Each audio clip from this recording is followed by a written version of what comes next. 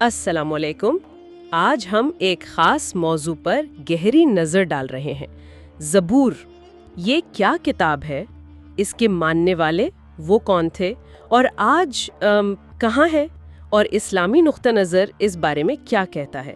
ہمارے پاس کچھ تحقیقی مواد ہے، تو آئیے اس میں جو اہم نقاط ہیں ان کا جائزہ لیتے ہیں۔ تو سب سے پہلے شروع کرتے ہیں کہ زبور اصل میں ہے کیا؟ ہم یہ نام سنتے ہیں مگر اس کی نوعیت کیا تھی؟ یہ حضرت داؤد علیہ السلام پر نازل ہوئی، یہ ہم جانتے ہیں، لیکن اس کے اندر کیا تھا؟ جی دیکھیے، بنیادی طور پر یہ اللہ کی طرف سے نازل کردہ کتاب ہی سمجھی جاتی ہے، مگر یہ کہنا چاہیے کہ توریت کی طرح کوئی قانونی یا قصوں پر مبنی کتاب نہیں تھی۔ اچھا۔ ہاں، اس کا زیادہ تر مواد جو تھا وہ حمد و ثنا، دعاؤں اور گہری روحانی نصیحتوں پر مشتمل تھا۔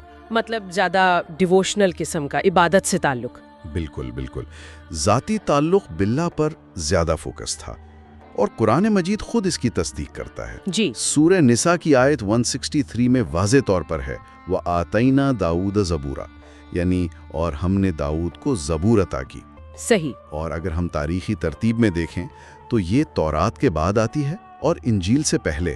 ہاں، یہ اسے ایک خاص مقام دیتا ہے۔ جی بالکل۔ ٹھیک، اب اگر یہ بنی اسرائیل میں حضرت داؤد علیہ السلام پر نازل ہوئی، تو پھر اس روایت کو آگے کون لے کر چلا؟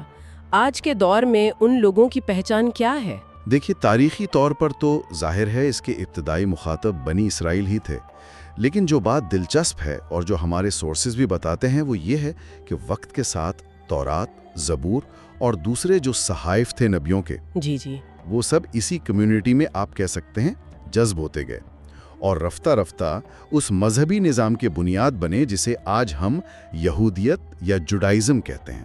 اچھا، تو یہ کوئی الگ مذہب نہیں تھا جو بس ختم ہو گیا، بلکہ یہ یہودیت کے وسیع دھارے میں شامل ہو گیا۔ جی، تحقیق تو یہی بتاتی ہے، اسی لیے آج جنہیں ہم یہودی یا جوس کہتے ہیں، وہی تاریخی طور پر زبور کے وارث مانے جاتے ہیں۔ ہاں، بلکہ زبور، جسے عام طور پر سامس کے نام سے جانا جاتا ہے، وہ آج بھی یہودی عبادت اور ان کے مذہبی لٹریچر کا ایک مرکزی حصہ ہے۔ یہ بات واقعی قابل غور ہے کہ قدیم کتاب کے ماننے والے آج بھی موجود ہیں، اور جیسا آپ نے کہا وہ شاید دنیا بھر میں پھیلے ہوئے ہیں۔ تحقیق ان کی موجودہ جو جگہیں ہیں ان کے بارے میں کیا بتاتی ہے؟ ہاں، سورسز کے مطابق آج یہودی کمیونٹیز پوری دنیا میں پائی جاتی ہیں۔ سب سے بڑی تعداد تو وہ اسرائیل میں ہے۔ جی، اس کے بعد امریکہ کا نمبر آتا ہے، خاص طور پر نیو یارک اور لاس اینجلس جیسے شہروں میں ان کی بڑی آبادیاں ہیں۔ یورپ میں بھی، جیسے فرانس، برطانیہ، جرمنی، وہاں بھی ان کی نمایاں موجودگی ہے۔ اور صرف یہی نہیں، بلکہ رشیا، کینیڈا، ترکی اور حتیٰ کہ ایران جیسے ملکوں میں بھی ان کی چھوٹی یعنی مائنورٹی آبادیاں موجود ہیں۔ واقعی؟ ایران میں بھی؟ جی، ایک اندازہ ہے کہ ان کی جو کل عالمی آبادی ہے وہ تقریباً 1.5 کروڑ کے لگ بھگ ہے، 15 ملین۔ 1.5 کروڑ؟ اگر ہم اسے بڑے تناظر میں دیکھیں تو یہ ایک قدیم مذہبی کمیونٹی کے عالمی سطح پر پھیلاؤ اور تسلسل کو ظاہر کرتا ہے۔ اب آتے ہیں اس تحقیق میں پیش کیے گئے اسلامی نقطہ نظر کی طرف۔ اسلام زبور اور اس کے ماننے والوں کو کس نظر سے دیکھتا ہے؟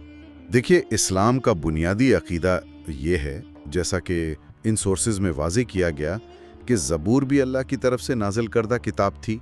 اسلام تمام آسمانی کتابوں کے اصل پیغام پر ایمان لانے کا کہتا ہے، لیکن ساتھ ہی یہ عقیدہ بھی ہے کہ قرآن سے پہلے کی جو کتابیں ہیں وہ وقت کے ساتھ مطلب اپنی اصل اور مکمل شکل میں محفوظ نہیں رہ سکی، جسے تحریف کہا جاتا ہے۔ تحریف یعنی وقت کے ساتھ انسانی مداخلت یا تبدیلیوں کا عناصر شامل ہو گیا۔ جی، اسلامی نقطہ نظر یہی ہے، اسی لیے یہ مانا جاتا ہے کہ اب صرف قرآن مجید ہی وہ واحد کتاب ہے جو مکمل طور پر محفوظ ہے اور قیامت تک کے لیے وہ حتمی اور عالمگیر ہدایت کا ذریعہ ہے۔ تو اس کا اطلاق پھر پچھلی کتابوں کے ماننے والوں پر کیسے ہوتا ہے، اگر کوئی آج بھی زبور پر یا تورات پر ایمان رکھتا ہو؟ کہتی ہیں کہ نجات کے لیے اب آخری نبی حضرت محمد صلی اللہ علیہ وسلم پر ایمان لانا ضروری ہے، چاہے کوئی پہلے کسی اور آسمانی کتاب پر ایمان رکھتا ہو۔ یعنی اسلامی نقطہ نظر سے جو لوگ نبی اکرم صلی اللہ علیہ وسلم کی رسالت کو تسلیم نہیں کرتے وہ ہدایت یافتہ نہیں شمار ہوتے۔ تو خلاصہ یہ ہوا کہ زبور حضرت داؤد علیہ السلام پر نازل ہوئی. اس کے ماننے والے آج یہودی کہلاتے ہیں جو دنیا بھر میں موجود ہیں، اور اسلامی عقیدے کے مطابق قرآن آخری ہدایت ہے جس پر ایمان لانا نجات کے لیے شرط ہے. جی، یہ مختصر خلاصہ ہے. یہ ساری معلومات ہمیں تاریخ اور عقائد کے ایک اہم پہلو سے بالکل روشناس کراتی ہیں. جی، اور آخر میں ایک سوال شاید ہم غور کرنے کے لیے چھوڑ سکتے ہیں جی. کہ آج کے اس دور میں جہاں مختلف عقائد کے لوگ ساتھ رہتے ہیں، ان مختلف الہامی روایات کے جو تاریخی رشتے ہیں یا جو مشترکہ ورثہ ہے، اس کو سمجھنا کتنا اہم ہے، خاص طور پہ جب کہ بنیادی عقائد میں واضح فرق بھی موجود ہیں. اس پہ سوچا جا سکتا ہے.